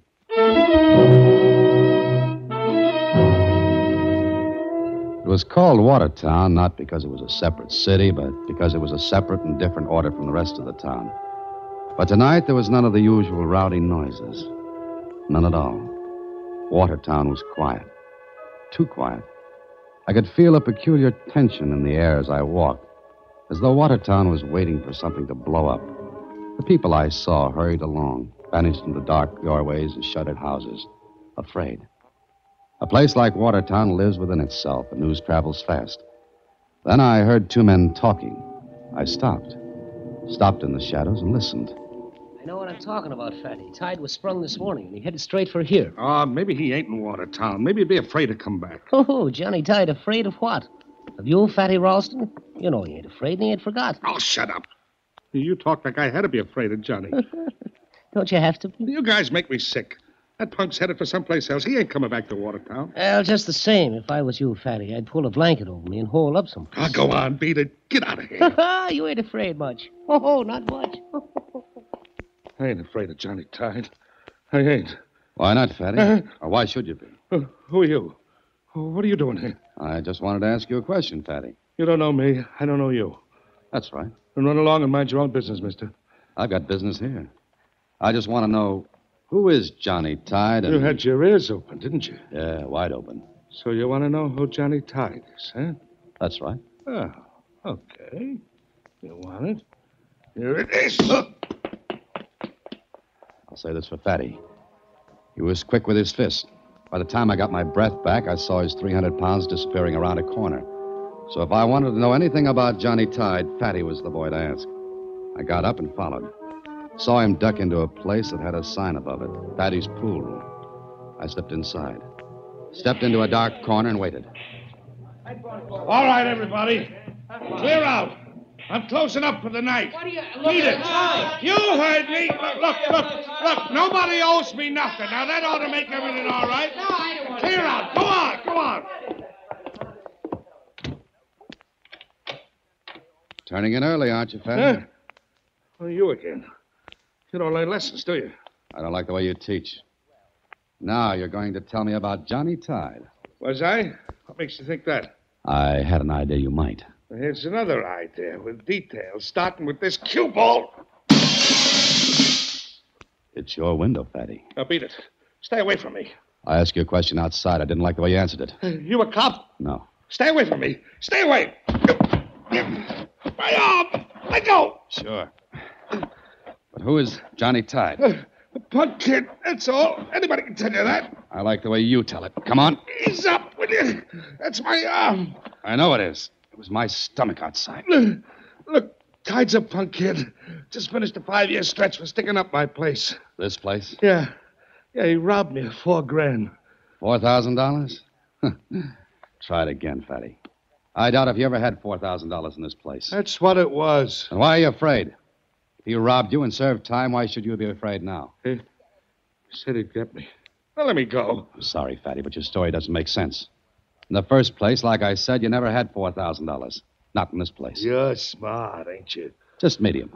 But I can smell a bad story. What's your stake in this anyway? Who are you?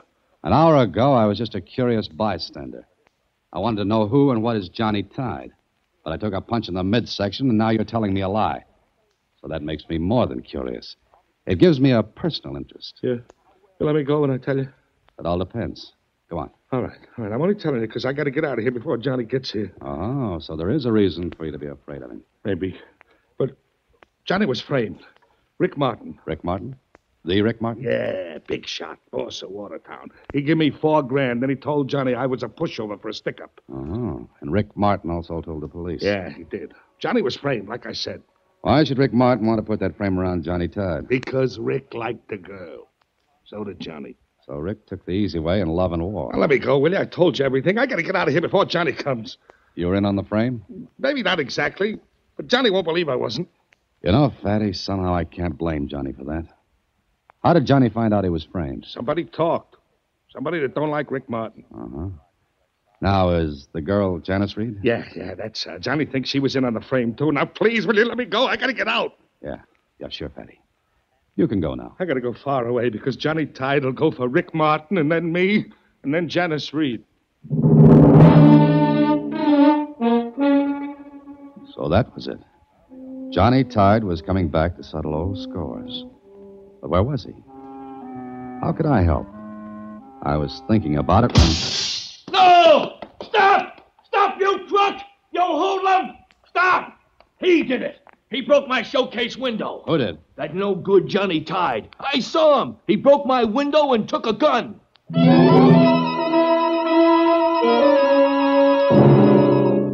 So, now Johnny Tide had a gun, and he was close. Very close. But it was also out of my hands and into the hot little hands of Lieutenant Kling. Now, look, Holliday. I know that Tide was released from prison this morning. I know that he's in Watertown tonight. I know he intends to kill Rick Martin before morning. But I also know that all of this, including that pawn shop he just knocked over, is none of your business. How do I make myself clear? Yes, you do. But before I go back to my typewriter, one question.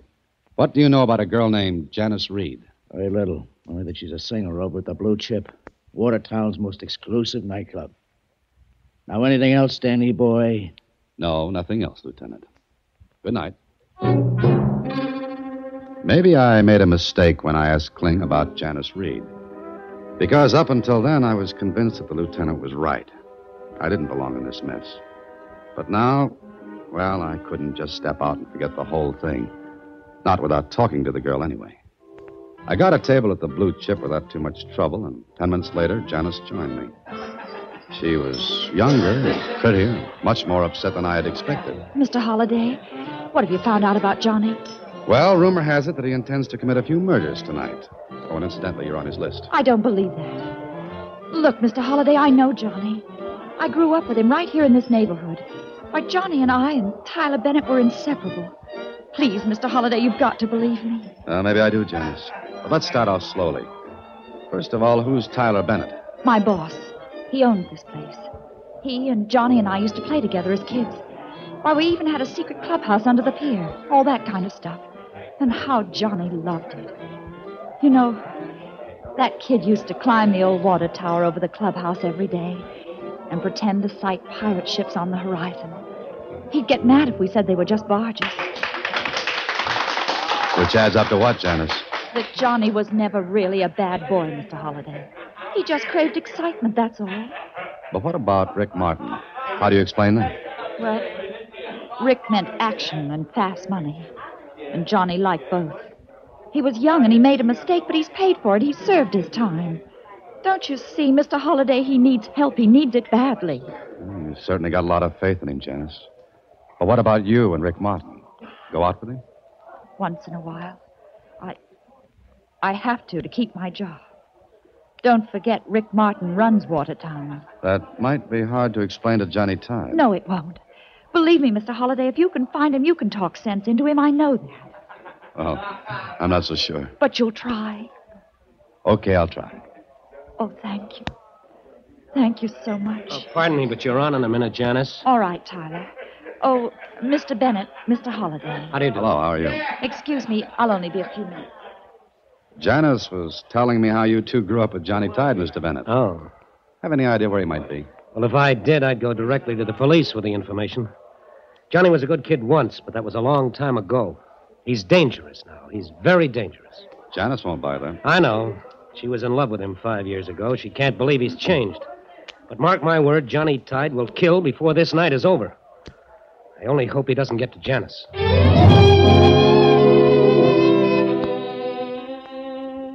When I left the Blue Chip, I knew that in spite of both Kling and Tyler Bennett, I was on Janice's side. Now, my only problem was to stop Johnny Tide, if I could find him. I walked around aimlessly for the better part of an hour before I got a break. I stopped to look up at the sky, and I found myself staring at the remains of a rotted water tower. For a moment, the jumble of old boards didn't mean a thing, but suddenly it struck home. Johnny Tide used to play pirate on that water tower, and there was a secret clubhouse below. It could be just the spot for a hideout. I felt my way through the blackness when... You move one more step, fellow, and I blow your head off. Who are you? My name's Holliday, Dan Holliday. I'm not a policeman, and I don't work for Rick Martin. Your opener's okay. I'll keep talking. All right. Here it is. You're, Johnny Tide, aren't you? Maybe. Keep talking. Well, Johnny Tide, you're the world's biggest sucker. Yeah? You waste 5 precious years in prison, and on your first day out with a clean slate, you get into a jam that'll either mean the chair or a pine box. And what's that to you? Personally, nothing. But I'm around because a friend of mine believes in you. A girl named Janice Reed. Janice? You've seen her? That's why I'm here leaning against that .45 in your hand. Tide, why don't you get smart? That girl's in love with you. But what about Rick Martin? Oh, forget him. Sooner or later, the cops will catch up with Martin. They'll put him away for keeps. Sure. Meanwhile, what's to keep Martin and his boys from coming after me? I'll do what I can about that. But to play it safe, why don't you get out of town, away from here for a while? What's that? Holliday, if this is a trap, you'll never leave here alive. Then we've got a deal. Because that was probably a stray cat. Now listen to me, Johnny. Do what I say, will you? Forget Rick Martin. Get out of town for your own sake and for Janice. Yeah, sure. Forget the whole thing. Forget I was framed and went up for 5 years. That's a long time, Holliday. An awful long time. I know it, Johnny. But it's done now. Yeah, done. Me with a record. You can't wipe that away. Suppose we fix it so that everybody finds out about the frame. How? Well, first give me that gun. Then get out of town and let the police take care of Rick Martin. Fatty Ralston can be made to talk. How? He talked to me because he was afraid of you. He'll talk, Johnny. And when he does, that record of yours will be wiped off. Come on, now, what do you say? Well? Here, I'm a sap. A gold-plated 14-carat sap, but here. That's a good boy. Now go someplace where you'll be out of the way. You leave this to the police. Sure. But so help me, Holliday. If I get another loop thrown around me, if anything slips, Johnny Tide will be back for you.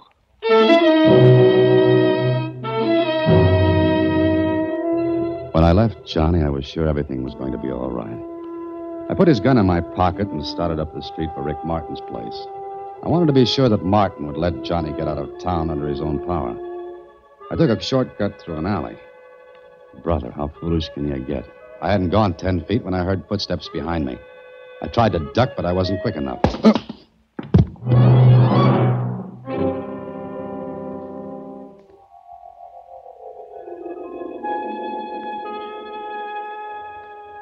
Uh-huh. Mr. Dan Holliday in his usual position after sticking out his neck. Come on, see if he can get up. Oh, Kling, they ought to do something about these buildings around here. They fall on people. Yeah, somebody slugs him. You know, I gathered that. That isn't all you gathered. What are you talking about? 3 guesses. Just take only one. That's all you'll need. I still don't know what you're talking about. But I know one thing. And that is? Don't worry about Johnny Tide anymore. I had a talk with him. So you talked Johnny Tide into being a good boy. You let that fast-talking little... Holiday, while you were lying here asleep, Tide got to Rick Martin and killed him.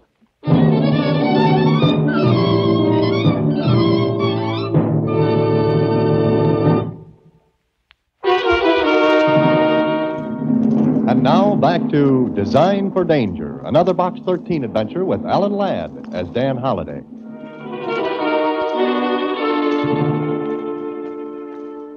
The moment Lieutenant Kling told me that Rick Martin was shot to death, I plunged my hand into my pocket for the .45 I'd taken from Johnny Tide.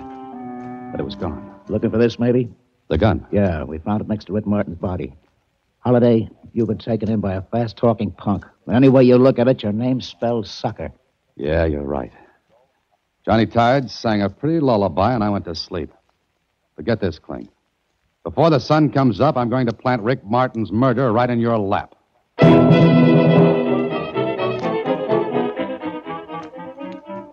Well, sunrise was only 6 hours away, and that meant I had to move fast. I remembered Fatty's warning that he and Janice Reed would be next if Johnny Tide ever got to Rick. So I lost no time in getting to the girl's apartment. What, Mr. Holliday? What are you doing here? Rick Martin's just been murdered, Janice. Yes, I know. Tyler Bennett called me a few minutes after it happened. Look, Janice, that Johnny's off on a killing spree, and you and Fatty are next in line. No, I don't believe that. Johnny isn't a killer. Rick Martin wouldn't see it that way, Janice. Now, listen to me. I want you to lock this place up tight and stay under cover. But I can't. I've got to be back at the club for the late show. Call Tyler Bennett when it's time. He'll take care of it. But where are you going? To find 300 pounds named Fatty Ralston. It cost me a $50 bill and a lot of legwork, but I finally located Fatty out on an old oil barge anchored off the end of a deserted pier. So I took off my shoes, stripped to the waist, and quietly swam out to the barge. Once on deck, I could hear the voices of 2 men coming from the cabin. One of them was Fatty. I couldn't see the other man. I edged closer, and then I banged against the steel drum, and the noise it made shattered the silence. The light in the cabin went out. Who's that? Come on, who is it? Just an old friend, Fatty. Huh? You again. Let's go in the cabin, Fatty. I'm a little wet. Sure, why not? Come on. Light the lamp. Anything to oblige. See better now? Not yet. Who was with you? Nobody. Where's Johnny Tide? I said, where's Johnny? He ain't here. Don't give me that. Why don't you look around? Put down that gun first. You're mixed up, fella. I give the orders. I got the gun. That's right. Give me a cigarette, will you? I don't smoke. No? Not even Egyptian cigarettes? Huh? This cabin's thick with smoke from Egyptian cigarettes. Maybe you better go. Now. Hand me that towel, Fatty. I'm a little chilly. Yeah. Thanks. Drop that gun, Fatty. Drop it. Hey, up! You're breaking it. Drop that gun. All right. Move back. Okay, now I give the orders. I've got the gun. Listen, don't do nothing. Don't, please. No, I'm not. I'm going to stand perfectly still and listen to you talk. Okay, I'll talk.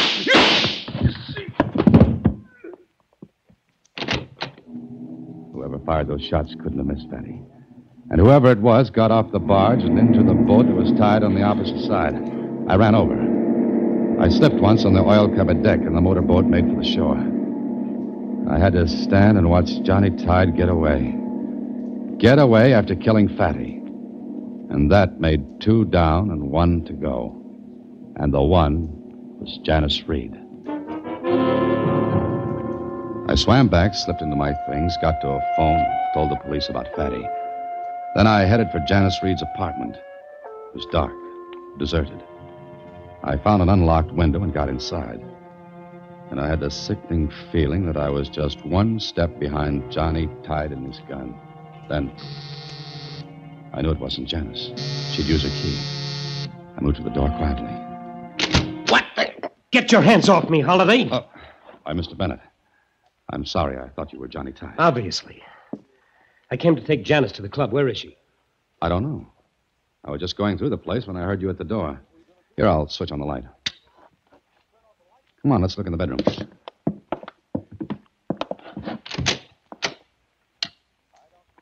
Well, there's nobody in here. I guess I'm too late again. Wait a minute. This memo pad. Here, near the phone. What about it? What does it say? It's written with an eyebrow pencil. Pier 42 at 1:30. Sure, that girl's just crazy enough to keep a rendezvous with Johnny Tide. What time is it now? 10 after 1. Why? What are you going to do? Maybe three's a crowd, Mr. Bennett, but I'm going to be there when Johnny Tide and Janice get together. I'm going to... What is it, Holiday? What are you staring at? Look. They're on the rug. Those smudges. That's oil. Oil? I don't follow you. What does it mean? The Tide's been here already. Those are his tracks. What? Yes, you see, he was out on the oil barge an hour ago, and the deck was slick with that stuff. I know. I slipped myself. Well, then, couldn't those be your footprints? No, I left my shoes on the pier. I swam out. But why would Johnny make an appointment with Janice and still come up here? I don't know. Only Johnny can answer that. Just like he can tell me where he gets those smelly Egyptian cigarettes he smokes.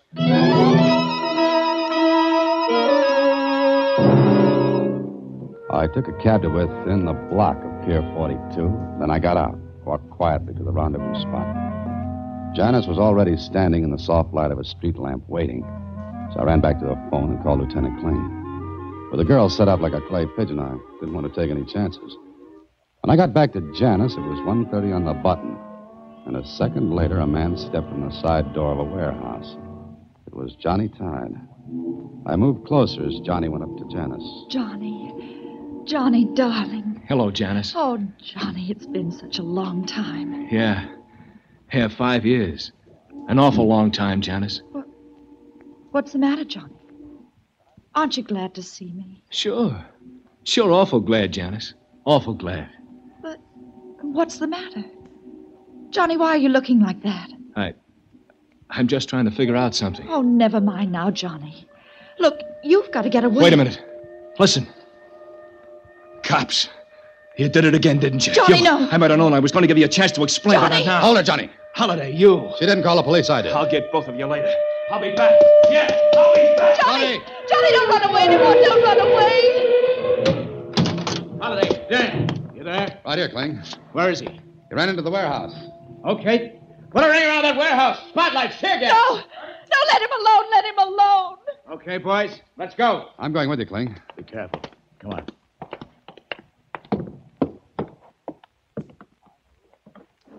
It's no use, Johnny. The police are here. You're licked, kid. Come on, give up. Not me, Holiday. Me and the law just don't seem to get along. But, Johnny, it's your only chance. Will you give up? Answer me, Johnny. You hurt, Dan? Just in the shoulder, I'm all right. There he is. Up there on that rafter. Kennedy, your light, shine it up there. There he goes, Lieutenant. Get him. No, don't, Kling. Don't shoot. Stay out of this, Holiday. Devil, you crazy, Holiday? Not quite. Kennedy, shine your light up behind you. Yes. Up there. Higher. There. There's your man, Kling. What? Well, who is that, Holiday? That, Lieutenant, is the man who killed Rick Martin and Fatty Ralston and tried to frame Johnny Tide for the whole thing.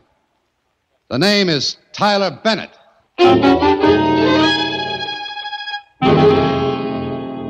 Well, Holiday, how are you this morning? Oh, pretty good, Kling. The doc says I'll be out in a couple of days. Good. Well, like you figured, the whole thing was a scheme of Bennett's to kill Rick Martin and take over as number one man in Watertown. Yeah, and with Tide framed for the murder. Tyler Bennett would also have had a clear field with Janice. And he was the one who knocked you out just before Rick Martin was shot, huh? Uh-huh. He must have followed me from the blue chip to Johnny's hideout, where he heard me talk Johnny out of his gun. From there on out, he was in the driver's seat. But I still don't see why Bennett killed Fatty out on the barge. Because Fatty was Bennett's sidekick in this frame. And when it looked as though you might get the truth out of him, Bennett was forced to shoot one of you. You were lucky. Thought he made a better target. But now I've got one for you, the jackpot question. When you were in the warehouse, how did you know that Johnny Tide was innocent? Well, I found that out the hard way. You see, I was facing Johnny when I was shot. In the back.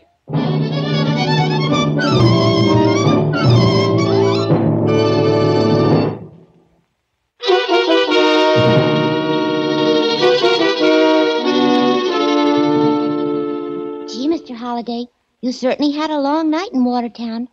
But there's one thing I don't understand. And what's that, Susie? Why did Tyler Bennett follow you down to the pier? Oh, he had to because of the oily footprints in Janice's apartment. You see, once I got to Johnny Tide and found out that he didn't have oil on his shoes, I would have realized the footprints couldn't have come from anyone but Tyler himself. Oh. Besides, I would have also found out that Johnny didn't smoke Egyptian cigarettes. But what about Johnny? Now, I mean. Oh, he's on probation for stealing the gun. Everyone knows he was framed for the other deal. Gee, you know, Mr. Holliday, I wonder if I would have thought of that Egyptian cigarette thing. Nope, I guess I wouldn't. Why not? Because I don't know a single Egyptian. Oh, good night, Susie. Next week, same time, through the courtesy of Paramount Pictures, Alan Ladd stars as Dan Holliday in Box 13. Box 13 is directed by Richard Sandville with this week's original story by Gene Levitt and Bob Mitchell. Original music is composed and conducted by Rudy Schrager. The part of Susie is played by Sylvia Picker, and that of Lieutenant Kling by Edmund McDonald. Production is supervised by Vern Karstensen. Box 13 is a Mayfair production from Hollywood. Watch for Alan Ladd in his latest Paramount picture.